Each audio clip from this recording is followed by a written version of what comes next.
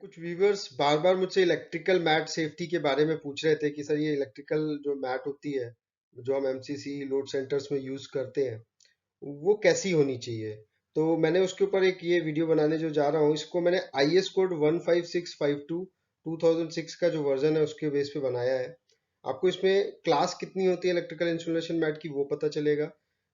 Class के according कितने voltage पे यूज किया जाता है वो क्लास, किस वोल्टेज के बेस पे क्लास डिफाइन होती है वो, और कितनी थिकनेस की होनी चाहिए, और इसको रखा कैसे जाना चाहिए, इसको लगाया कैसे जाना चाहिए, और इसका यूज जो करते हैं हम वर्क प्लेस पे इलेक्ट्रिकल इंसुलेशन मैट का, उसका रीजन क्या होता है। ये सब चीजें मैं आपको इस वीडियो में बताऊंगा। सो 4 क्लासेस जो आईएस कोड मैंने जिसकी बात की उसमें बात की गई है। ए बी सी डी ये 4 तरह की क्लास होती हैं। A class 3.3 kilo volt, B class 11 kilo volt, C class 33 KV and D class 66 KV. ये 4 तरीके की क्लासेस हैं, 3.3, 11, 33, 66, ए बी सी डी। और इसमें कोई भी कलर कोडिंग की बात नहीं है इस आईएस कोड में जो मैंने अभी आपको बताया। थिकनेस इस ए बी सी डी की, जो ए है जो 3.3 किलो वोल्ट पे यूज होगी उसकी 2 mm थिकनेस होनी चाहिए। बी जो कि 11 किलो वोल्ट की है उसकी 2.5 mm थिकनेस होनी चाहिए। सी जो कि 33 किलो वोल्ट है उसकी 3 mm थिकनेस होनी चाहिए। डी 3.50 mm थिकनेस होनी चाहिए जो कि 66 केवी पे यूज होगा। इसमें ध्यान रखिए कि कोई कलर कोडिंग नहीं दी गई है, लेकिन अगर आप BSEN 61111 की बात करेंगे 2009 का जो है, तो उसमें कलर कोडिंग दी गई है। और उसमें क्लासेस भी ए बी सी डी नहीं है, 0 1 2 3 4 है, जो कि 1000 वोल्ट से स्टार्ट होकर 36,000 वोल्ट तक जाती है। और वहां पे आप देखेंगे जो रेड कलर कोडिंग है मैट की वो 1000 वोल्ट के लिए है, 7500 वोल्ट के लिए वाइट है, 17,000 वोल्ट के लिए येलो है, 26,500 वोल्ट के लिए ग्रीन है, और 36,000 वोल्ट के लिए ऑरेंज है। तो ये कैटेगरी BSEN स्टैंडर्ड जो है 61111 में 2009 के वर्जन में दिया गया। तो ये तो हो गई आपकी क्लासेस। 4 क्लास आईएस कोड में, BSEN में 5 क्लास है।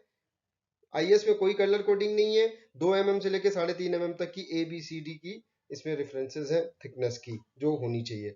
उसके बाद मार्किंग क्या होनी चाहिए। मार्किंग आपको ध्यान रखना है कि जब भी आपकी कोई नई इंसुलेशन मैट रिसीव हो उसमें क्लास जरूर लिखा होना चाहिए, ABCD, लॉट नंबर किस लॉट में वो बनी है, उस रोल का नंबर लिखा होना चाहिए, और मैन्युफैक्चरर जिसने उसको बनाया, ये मार्किंग जरूरी है।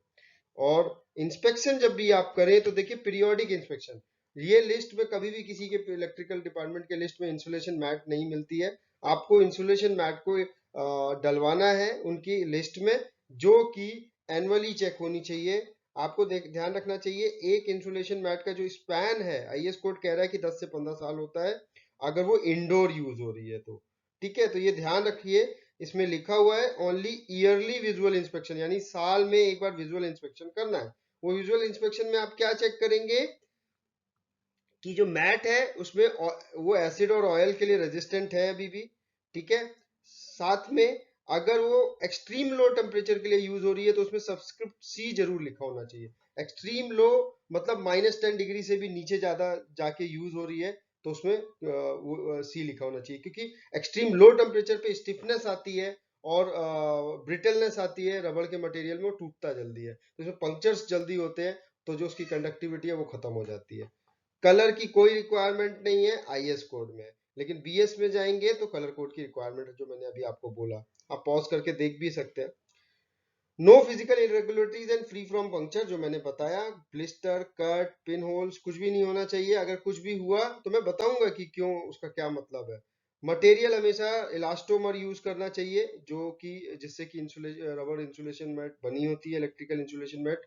डायमेंशन मैंने बताया आपको कि रोल्स ऑफ मैट होने चाहिए, लेकिन इसकी लेंथ हमेशा ध्यान रखिए 5 मीटर के करीब होनी चाहिए, एंड उसकी जो चौड़ाई है वो 1 मीटर की होनी चाहिए, जिससे कि ये रिकमेंडेड है, जिससे कि जॉइंट्स कम से कम हो। अगर जॉइंट्स होंगे तो क्या वो पंक्चर का काम करेंगे, उससे क्या नुकसान है मैं अभी लास्ट में बताऊंगा।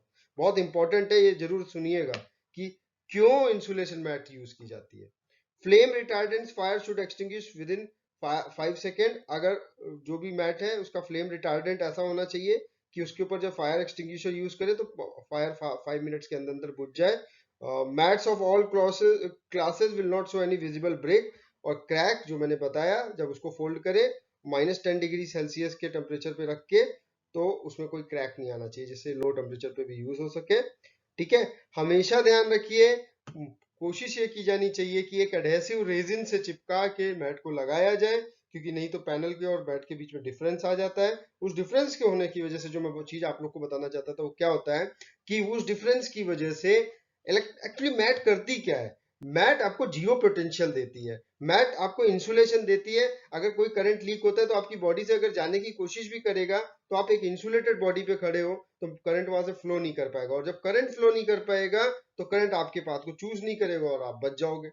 तो अगर आपके मैट में कहीं पे भी पिन होल है, क्रैक है, फटी है, कटी है, तो वहां से करंट पास करेगा, यानी आपका जो इंसुलेशन मैट लगाने का मतलब है वो खत्म हो जाएगा। तो जब भी आप अपने वर्क प्लेस पे इंसुलेशन मैट लगा रहे हैं, इन चीजों का ध्यान रखिए। Thank you.